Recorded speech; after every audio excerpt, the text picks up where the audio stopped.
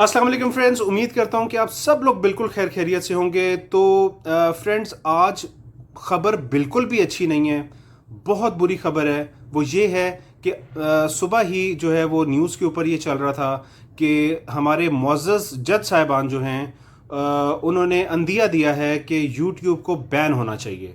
तो attorney general को कह दिया गया है कि इस मसले का हल निकाला जाए, और आई थिंक पीटीए को भी उन्होंने जो है वो भेज दी है कि इसका क्या हल निकलना निकलना चाहिए। टिकटॉक को कुछ अर्सा पहले जो है वो लास्ट वार्निंग दी गई है। बीगो तो पहले ही बैन था, उसको होना चाहिए था बैन, वो तो बैन था पहले ही, लेकिन अब यूट्यूब के बैन होने की बात आ रही है। तो बड़े ही दुख की बात है। कोई चाचा जी हैं, वो दुबई में बैठे हुए हैं, और वो उन्होंने पाकिस्तान का कोई बंदा नहीं छोड़ा। ठीक है जी, किसी को नहीं उन्होंने छोड़ा, किसी को नहीं बख्शा। और उन्होंने कल रात को आई थिंक उन्होंने जजेस के मुतल्लिक बहुत ही घटिया, हमारे मुअज़्ज़ज़ जजेस साहिबान के मुतल्लिक बहुत ही घटिया और बहुत ही नाजेबा ज़बान इस्तेमाल की है। और हम इसको पाकिस्तानी होने की हैसियत से इसको हम कंडेम करते हैं। मेरे वालिद साहब आपसे कुछ कहना चाहते हैं। आज आप मेरे वालिद साहब से भी मिल लीजिएगा, और वो इसके मुतल्लिक कुछ कहना चाहते हैं, तो आप उनकी बात सुन लीजिए। उसके बाद मैं फिर वापस आऊँगा। तो ये जो इमरान खान साहब ने डिजिटल पाकिस्तान इतना बड़ा शुरू किया है, किस लिए शुरू किया, तो उस पर मैं बात करूँगा। तो आइए चलते हैं वालिद साहब की तरफ। अस्सलाम वालेकुम। आज सुबह टीवी देखते हुए एक ऐसी खबर नज़र से गुजरी जिसको देखकर बहुत दुख हुआ। हमारे अदालत उज़्मा के कुछ जज साहिबान इस बात पर खफी का इजहार कर रहे थे कि उनको बहुत बुरी तरह किसी ने तनकीद की है। मेरे दिल में ये तजस्सुस पैदा हुआ कि आखिर देखा जाए कि बात क्या है। वो मालूम ये हुआ कि दुबई में कोई साहब हैं सेल्फ चाइल्ड चचा के नाम से, और वो हमारी अदलिया पे ऐसी तनकीद कर रहे थे कि जिसमें बहुत ही नाजेबा अल्फाज इस्तेमाल कर रहे थे जो कि नहीं करने चाहिए। इस बात से यकीनन मुझे दुख हुआ। लेकिन एक और बात ये है कि हमारे जज साहिबान को भी सोचना चाहिए कि यूट्यूब अगर उस पर एक कोई प्रोग्राम ऐसा है कि जिसकी वजह से उनको कोई तकलीफ़ पहुंची है या नाराज़गी का बायस बना, तो उनको चाहिए, ये नहीं चाहिए कि यूट्यूब को पूरा बंद कर दिया जाए। और ऐसा करने से क्योंकि सैकड़ों हमारे बेरोज़गार लोग ऐसे लोग हो जाएंगे, जो मेहनती लोग हैं वो बेरोज़गार हो जाएंगे। अगर जैसे बाकी फेसबुक है, इंस्टाग्राम है, ट्विटर है, उन सब को अगर बंद कर दिया जाए, उनमें से हर एक पे अच्छे भी और बुरे भी प्रोग्राम आते हैं, तो इस तरह हमारे लाखों मेहनती लोग जो हैं वो जो रोज़गार बना हुआ है वो बेरोज़गार हो जाएंगे, जिससे माशरे में एक इंतशार पैदा हो जाएगा। हमारे जज साहबान को ये सोचना चाहिए कि हमारी अदलिया में भी इस्लाहात की ज़रूरत है और हमारे इंतज़ामिया में भी इस्लाहात की ज़रूरत है। जजेस को सियासी बुनियादों पर नहीं रखना चाहिए। अगर सियासी बुनियादों पर रखेंगे तो यकीनन उसमें अबतरी आएगी। और जिस तरह हमारे तो ऐसे अदलिया के ऐसे ऐसे जजेस भी हुए हैं, जैसे M.R. कियानी जैसे, या जस्टिस कॉर्नेलियस जैसे, या जस्टिस शब्बीर जैसे, कि जिनकी इज़्ज़त आज भी लोगों के दिलों में है। और लेकिन बाद में ऐसे भी जजेस हुए जैसे अब्दुल क़य्यूम या अरशद मलिक या एक और बड़े जज साहब, जिन्होंने अपने बेटे को एक बड़े बदनामी के केस से ऐसे निकाल लिया जैसे मक्खन में से बाल निकाला जाता है। तो ये सारी चीज़ें इस तरह की अफसोसनाक होती हैं।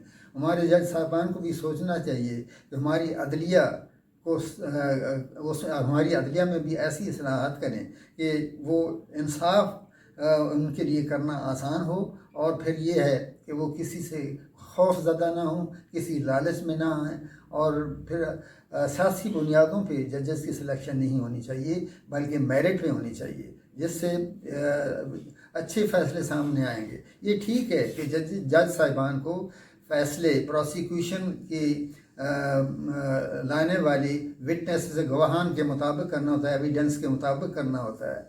अगर एविडेंस ही कमज़ोर हो, अगर प्रोसिक्यूशन केस को एक कमज़ोर तरीके से पेश करे, तो उसमें जज साहिबान क्या कर सकते हैं? और एक मुलज़म को सज़ा तो नहीं दे सकते अगर अगर जब तक वो उसके ख़िलाफ़ कोई इल्ज़ाम साबित न करे। तो ये बातें हैं जिस वजह से मैंने ये ज़रूरी समझा कि मैं आज ये बात अपने जज साहिबान की खिदमत में अर्ज़ करूं कि वो बजाय इसके कि यूट्यूब को बिल्कुल बंद करें और या बाकी इंस्टाग्राम या फेसबुक या ट्विटर जिससे वाबस्ता लाखों लोगों का रोज़गार है, तो इस तरह ठीक नहीं होगा। और जिस शख्स ने अगर कोई ऐसी नाजेबा ऐसे अल्फाज इस्तेमाल किए हैं तो उनको तौहीन अदालत का नोटिस दिया जा सकता है। ठीक है, वो दुबई में बैठा है, लेकिन उसको भी किसी तरीके से ये इस बात पे कायल किया जा सकता है कि बात अच्छी नहीं है। इस तरह अदलिया को क्रिटिसाइज नहीं करना चाहिए। अदलिया का एहतराम दिल में होता है, और जिस तरह हमारे नबी करीम सल्लल्लाहु अलैहि वसल्लम ने भी फरमाया है कि जो अपने बड़ों का एहतराम नहीं करता वो हम में से नहीं। तो ये मैंने अर्ज़ करना था कि हमारे जज साहबान को एक तो अपनी पोजीशन का ख्याल रखते हुए जिस ओहदे पे वो बैठे हैं, उस ओहदे पे जिस कुर्सी पे वो बैठे हैं, उस कुर्सी की अजमत का ख्याल रखते हुए अपने आप को दुरुस्त रखना चाहिए, और इस किस्म का कोई काम नहीं करना चाहिए जिसकी वजह से उनकी इज्जत पे कोई हर्फ आए या लोग उनको तनकीद का निशाना बनाएं। जी तो फ्रेंड्स, आपने मेरे वालिद साहब की बात तो सुन ली है, तो अब मैं शुरू करूंगा अपनी बात। तो मैं अपने प्राइम मिनिस्टर से बात करना चाहूँगा। मैं पाकिस्तान के प्राइम मिनिस्टर से बात करना चाहूँगा, जो मेरा प्राइम मिनिस्टर है। मैं पाकिस्तान का शहरी हूँ, मेरा राइट है कि मैं अपने प्राइम मिनिस्टर से सवाल कर सकूँ। अगर मीडिया मेरे प्राइम मिनिस्टर से सवाल कर सकता है तो मेरा मीडिया से ज़्यादा हक है। मैं एक आम पाकिस्तानी शहरी हूँ, मैं अपने प्राइम मिनिस्टर से ये सवाल करता हूँ कि प्राइम मिनिस्टर साहब, खान साहब, आपने गूगल की इतनी बड़ी ऑफिसर तानिया इद्रूस, आपने उनको बुलाया बाहर से फॉर डिजिटल पाकिस्तान। आप मुझे बताइए खान साहब के डिजिटल पाकिस्तान का क्या मतलब है? क्या डिजिटल पाकिस्तान का यह मतलब है कि पबजी को बैन कर दिया जाए, टिकटॉक को बैन कर दिया जाए, यूट्यूब को बैन कर दिया जाए, इंस्टाग्राम को बैन कर दिया जाए, ट्विटर को बैन कर दिया जाए, हर डिजिटल चीज को बैन कर दिया जाए? क्या आप हमें 1990 की दिहाई में लेके जाना चाह रहे हैं? हमें इसका जवाब चाहिए। और मैं अपने तमाम यूट्यूबर्स भाइयों और तमाम यूट्यूबर्स बहनों से यह बात कहूंगा कि यह बहुत बहुत बहुत सीरियस मैटर है। यह बहुत सीरियस मैटर है। आप लोगों में से अभी तक किसी की वीडियो सामने नहीं आई। यह बहुत बहुत बहुत बड़ा इशू है। मैं बड़े यूट्यूबर्स से रिक्वेस्ट करूंगा कि खुदा का वास्ता है कि एक दिन निकाल लो भाई और वीडियो बना लो इसके ऊपर और शेयर करते जाओ। एक दिन निकाल लो और इसके ऊपर वीडियो बनाओ और शेयर करते जाओ यार। मिलियंस ऑफ व्यूज हैं आप लोगों के। किसी दिन खाना नहीं बनाओगे, किसी दिन व्लॉग नहीं बनाओगे, कुछ नहीं हो जाएगा। इसके ऊपर वीडियो बनाओ। जी तो खान साहब, कब तक हम लोग इस मुल्क को लुटता हुआ देखेंगे, इस मुल्क को बर्बाद होता हुआ देखेंगे? मैंने तो यहां तक सुना है अपने वालदैन से कि मर्सिडीज यहां पे प्लांट लगाने आ रही थी। 1988 या 89 की बात है। उस वक्त की हुकूमत ने कमीशन मांगा और मर्सिडीज इंडिया चली गई। इंडिया जाके मर्सिडीज ने प्लांट लगा लिया। माइक्रोसॉफ्ट पाकिस्तान आना चाह रहा था, आपने उससे कमीशन मांगी, आप लोगों ने, पॉलिटिशियंस ने। खान साहब आपको नहीं कह रहा, लेकिन जो उस वक्त की हुकूमत थी उसने माइक्रोसॉफ्ट से कमीशन मांगी। बिल गेट्स ने कहा मैं दफा मारता हूं पाकिस्तान को, मैं इंडिया में सिलिकॉन वैली खोलूंगा। आज आप इंडिया को देख लीजिए कि वो कितनी तरक्की कर गया है। क्या हमने एटम बम बना लिया तो हम बहुत बड़ी सुपर पावर बन गए हैं? क्या कुछ और करने के लिए नहीं है हमारे लिए? खान साहब, डिजिटल पाकिस्तान का नारा लगाया आपने, पेपैल यहां पे नहीं है, अमेजॉन यहां पे नहीं है। यूट्यूबर्स धक्के खा रहे होते हैं वेस्टर्न यूनियन के, उनके बैंक अकाउंट में पैसे नहीं आते, पता नहीं कहां से पैसे ट्रेवल करके आ रहे होते हैं। यार कुछ शर्म कर लें, कुछ शर्म कर लें, कुछ शर्म कर लें। आप हमारे हमसाया मुल्क इंडिया को देखें, घर बैठे रहते हैं उनके यूट्यूबर, घर बैठे पैसे उनके बैंक में ट्रांसफर हो जाते हैं, उनके पास पेपैल है। यहां पे अमेजॉन का अकाउंट खोलने के लिए आपको यूएसए का कोई अकाउंट खोलना पड़ता है, यूके का अकाउंट खोलना पड़ता है, कनाडा का कोई अकाउंट खोलना पड़ता है। अमेजॉन पे जो बेचारे बिजनेस कर रहे हैं वो उनके भी हाथ बंधे हुए हैं। ये कैसा डिजिटल पाकिस्तान है? आप जब तक पेपैल नहीं खोलेंगे अमेजॉन पे काम कैसे होगा? कैसे करेंगे लोग अमेजॉन पे काम? वो बेचारे एनेबलर्स वाले कोशिश कर रहे हैं, वो खुलवाते हैं कोई बैंक अकाउंट, पता नहीं किस तरह खुलवाते हैं, किसी तरह खुलवाते हैं और वो लोग काम कर रहे हैं। कल को आप कहोगे यार ये भी बंद कर दो, कल को आप कहोगे यार ये बंदा फाइबर पे काम कर रहा है, फाइबर को भी बंद कर दो, अपवर्क पे काम कर रहा है, अपवर्क को भी बंद कर दो। आप क्या इज्तिमाई खुदकुशियां करवाना चाह रहे हो? आपको पता है प्राइवेट सेक्टर जो है उसका क्या हाल है? प्राइवेट कंपनीज जो है वो अपने एम्प्लॉयज का क्या हाल कर रही हैं? पता है आपको? अंदाजा है?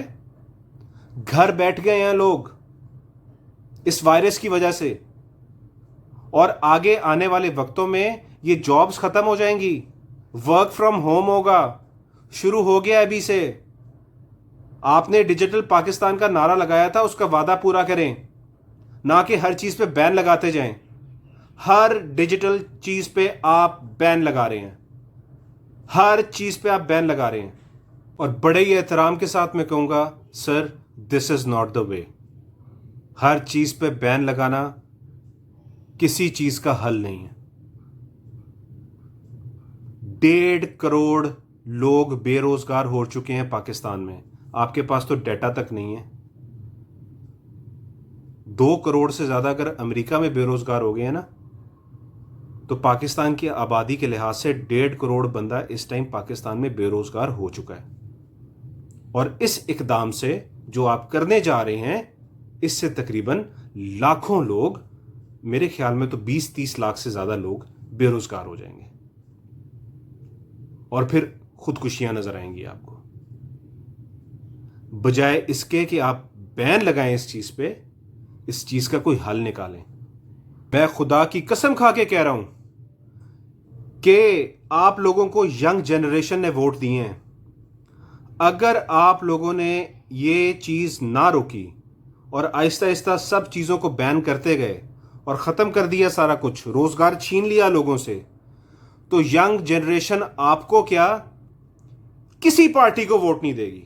ना पीपल्स पार्टी, ना नून लीग, ना पीटीआई, किसी पार्टी को, ना एमक्यूएम, किसी को वोट नहीं मिलेगा। यकीन करें, किसी को वोट नहीं मिलेगा।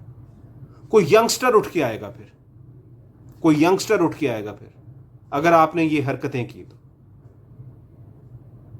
कोई वोट नहीं करेगा। Nobody will vote. तो खान साहब, आखिर में मैं आपसे रिक्वेस्ट करूंगा कि आपने डिजिटल पाकिस्तान का नारा लगाया, तानिया इदरूस साहिबा को आप इधर लेके आए, उनके हाथ खोलें, ओपन करें उनके हाथ, उनको काम करने दें। ये आपके जो आस पास साइडों पे जो मुशीर वजीर है ना, इनकी बातें ना सुने आप जिस काम के लिए तानिया साहिबा को बुलाया ना आपने, उनसे वो काम लें और उनके हाथ खोलें, ज़रा उनको काम करने दें। अगर डिजिटल पाकिस्तान का नारा लगाया तो पाकिस्तान को डिजिटल बनाइए। तो व्यूअर्स, अगर आपको आज की वीडियो अच्छी लगी है तो काइंडली इसको लाइक कीजिए और ज़्यादा से ज़्यादा इस वीडियो को यार शेयर कीजिए। ज़्यादा से ज़्यादा इसको फ्रेंड्स और फैमिली के साथ आप इस वीडियो को शेयर कीजिए प्लीज़। और बेल आइकन को प्रेस करना मत भूलिएगा। शोएब कासिम को इजाज़त दीजिए। अल्लाह हाफिज़।